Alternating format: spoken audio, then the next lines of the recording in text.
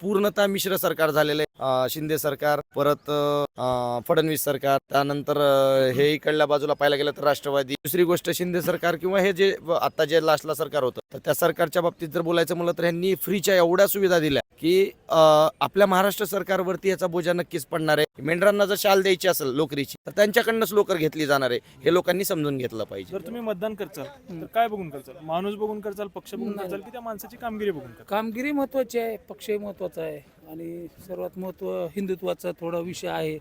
लातूरला सध्या पाण्याचा खूप गंभीर प्रश्न आहे. आजचा युवा जो बेरोजगार आहे, रोजगाराच्या संधी उपलब्ध नाहीत.